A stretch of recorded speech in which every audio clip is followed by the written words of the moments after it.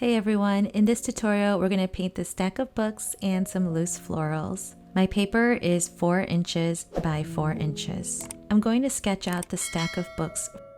I'm sketching the top book first, and you want to start with an angled rectangle and make sure that all those lines are parallel. And then for the spine of the book, you want a slightly curved end.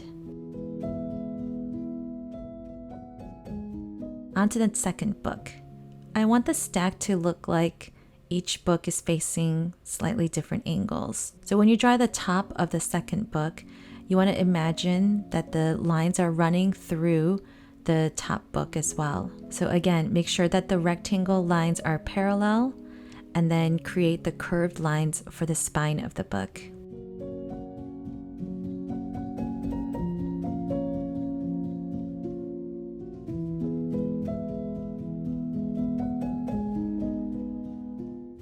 For the last book, I'm only showing just a little part of the top of the book. And then again, the curved lines for the spine and for the pages. It might take a couple tries to make sure that the lines are parallel and that they don't look too wonky.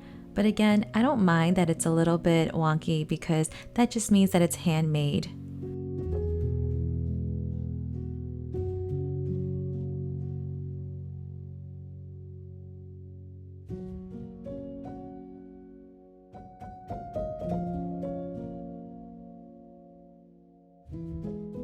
Next, I'm erasing a little bit from the top book because I want the loose florals to be there. And I'm adding some extra details like ribbons or yarn or twine, etc. But that part is totally up to you. If you have specific books in mind that you want to represent, then feel free to sketch out the title or any other imagery or motifs. I'm using the Lucas 1862 watercolors, and you can grab this from Jerry's Artorama. I'm using round brushes in sizes 1 and 3, and these brushes are also from Jerry's Artorama. I like to use a spray bottle to wake up my paints, and I'm starting with the loose florals. I'm going to do an arrangement of roses and leaves and some eucalyptus leaves. If you need a refresher on how I paint these roses, feel free to check out the video that's linked above, and it'll also be in the description box. And whenever I paint a set of flowers, I like to do analogous colors. So I have a pink, a red, and a red purple.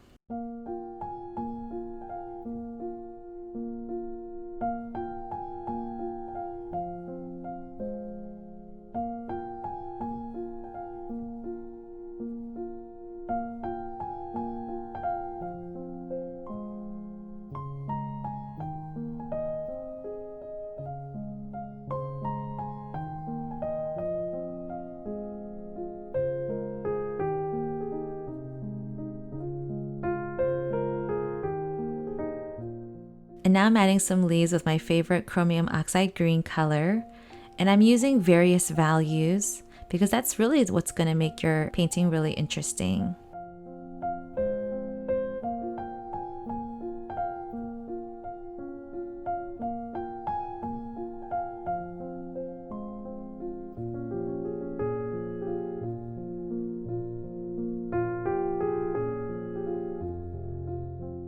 I like to add eucalyptus whenever I can, so I'm using a bluish green color.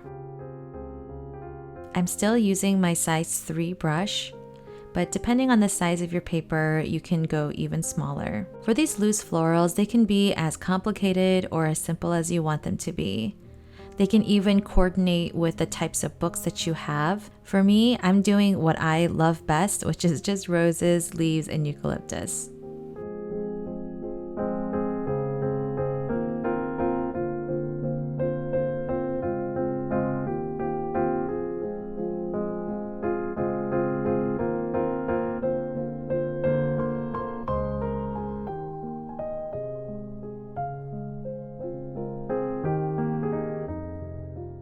Alright, let's get into painting the books.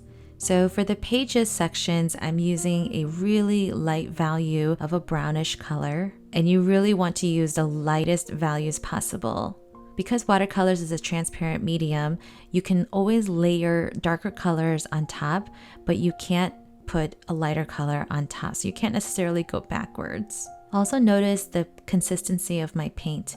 It's not very watery or runny, and I'm able to control it.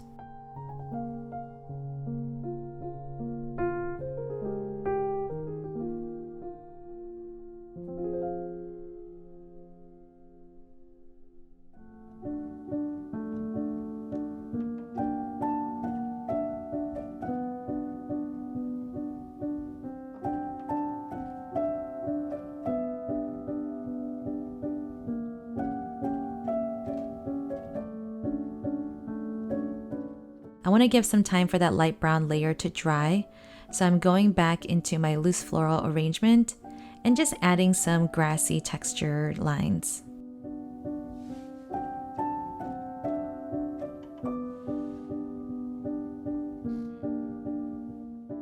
Because green is my favorite color, all of these books are going to be in various green hues.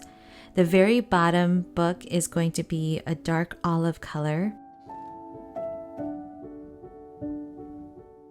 And for the most part, I'm painting with a medium value, and I will add some shadows and detailed lines later.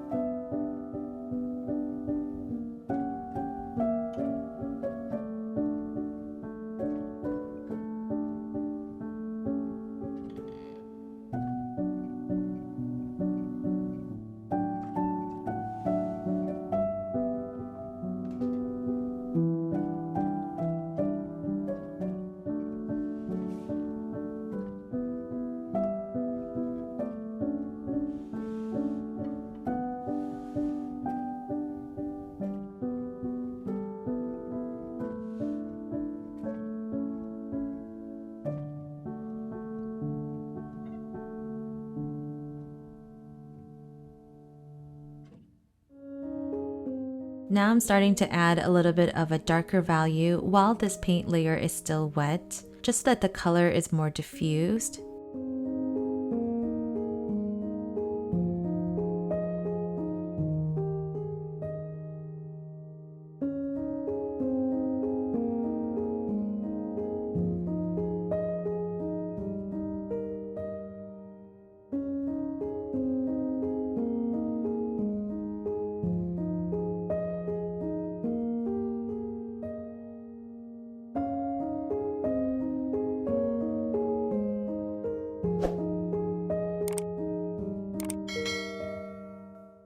I'm moving on to the very top book because, again, I don't want the colors to bleed. And the top book is going to be a soft sage color.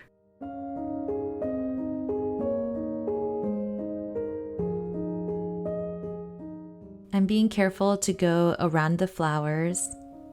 And again, I'm starting with a light to medium value and then going to add the details later.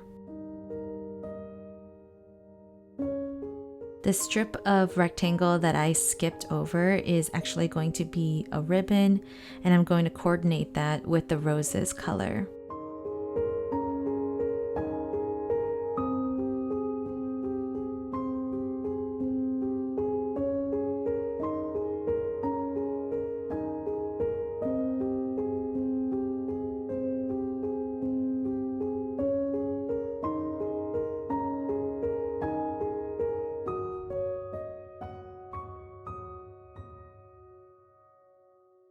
I wanted to use this area to mimic like string or yarn that sometimes might bind a book. So I'm using some very thin lines and then sprinkling in some brown color.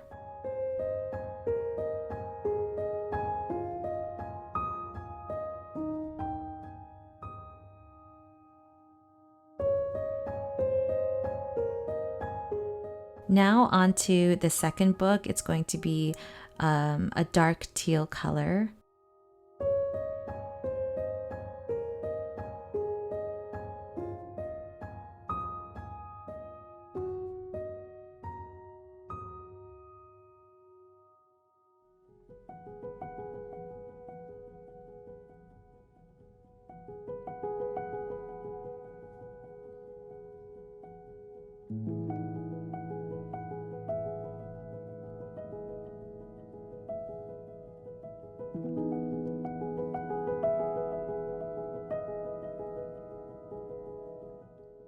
And again, notice the consistency of my paint.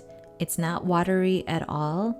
And since I'm using the wet on dry method, I'm able to really control where the paint goes.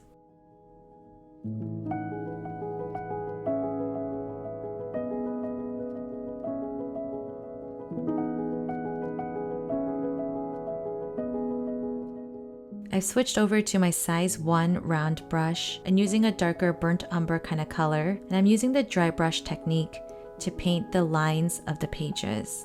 One helpful tip with the dry brush technique is after you pick up the paint, do a quick swipe across your paper towel or on a scrap piece of paper to just remove the excess water and paint. And if you're using cold press watercolor paper, you might be able to even see the texture of the paper show through.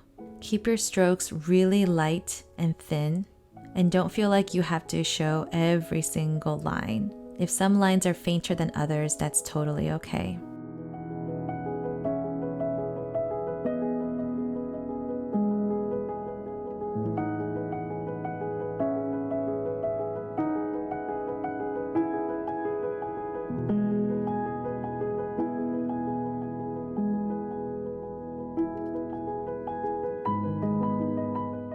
And now I'm staying with my round size 1 brush and adding some details to the spines of the books and in the shadows.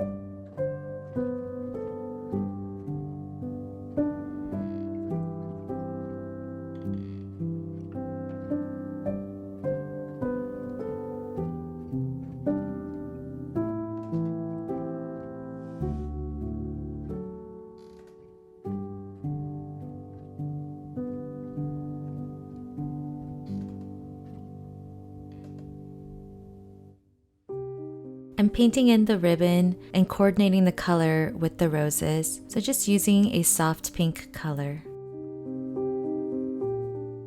I'm doing all of this detail work with a round size 1 brush.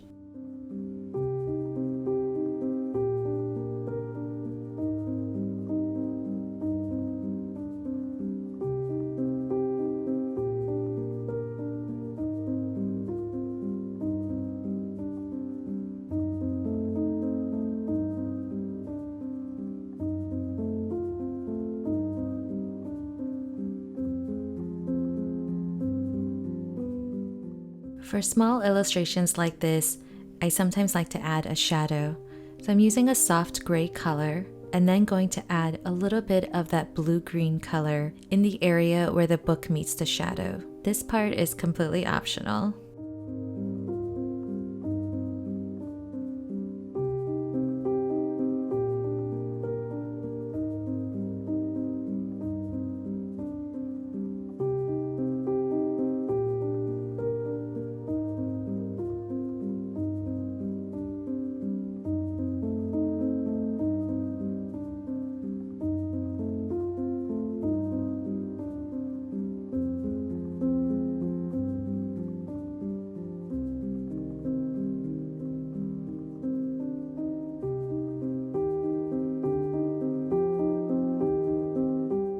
Finally, I'm going to add just a couple more leaves to balance out the shape and composition of the painting. And I like to do these in a lighter value just so that they don't take away from the focus of the painting. And there you have it. I hope you enjoyed this tutorial. If you liked it, please share your work and tag me at Audrey Raw Design. Use the hashtag #PaintWithAudrey. I'd love to see how you did this painting. Please subscribe to my channel, like this video, and comment below with your favorite book. Maybe it's one that you read when you were younger, or maybe it's a book that you're currently reading. Please share below. Thanks again, and I'll see you next time.